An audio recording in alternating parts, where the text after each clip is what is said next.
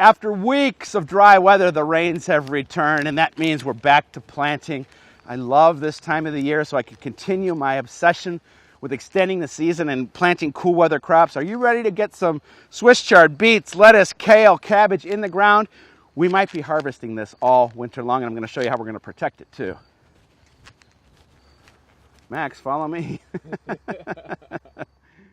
Everything that we're planting here doesn't care about a frost. They actually thrive in cool weather, but to get them to go all winter, the most effective tool that I've ever used is this thing called a cold frame, and it's basically just an unheated greenhouse, very small, out in the elements, banked at 35 degrees, facing south to pick up that low angle of the sun to heat this up in here. And I've got some other ways that we're going to plant these today, but the cold frame, and I wish I had like 5 others, this cold frame is, as I said, going to make these plants so happy that we're hoping they're going to go all the way through the winter. And we're just going to start with a little bit of lettuce, and I love it when I can get them where they're this small. This is a mixed lettuce and nothing to this. I got all these crops from a place called Best Feeds, but you go to your local nursery and see if you can find some of these things. And there's nothing better than coming out in what it might be November, December, or January and picking something out of the garden. Oh, these Swiss chard plants look perfect. Maybe break these up a little bit, but not too bad. Well, check out this rosemary plant.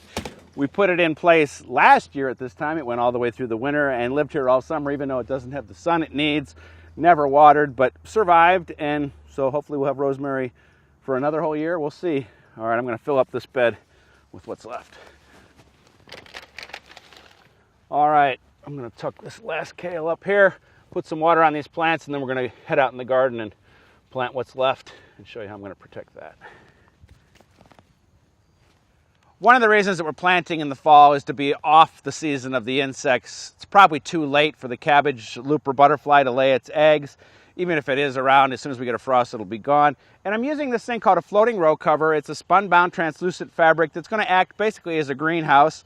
I have this frame here year after year made out of PVC, and all I'm going to do is cover up the plants, tuck in the sides with some dirt, and just leave them here, and hopefully we'll have some nice big cabbage heads in a few months. I also have found at Hahn Nursery these big mustard plants. They are grown actually as an ornamental, but I'm going to use them as an edible.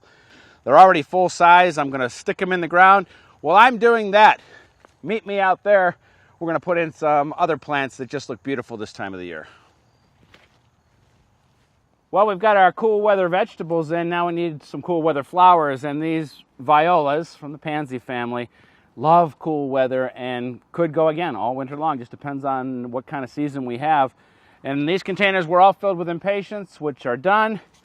And I'm just going to take this flat and plant up these containers, and I will have flowers certainly at least until December. And I just love having color in the winter.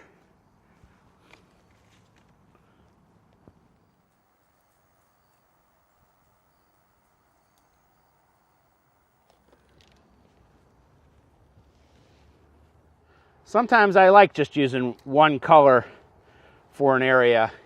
Some years I'll mix this up with blues and other colors, but all yellow looks good. The other thing that I'm planting this time of the year is flowering kale, and this is one of my favorite varieties. Every year I put this in. It's called Red Boar.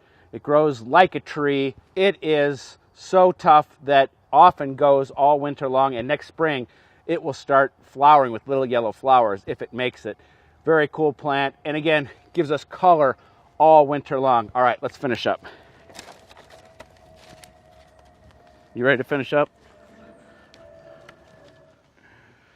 We've had a great season, but don't let it end now. Over the next couple of weeks, we're going to be planting trees, shrubs, bulbs, perennials, all for the weekly video. And check me out online. That's where you can find more garden stories, blog posts, videos, and be part of my Seed of the Month Club. I would love for you to subscribe. Until next week, we've got plenty to do out in the garden. We'll see you then.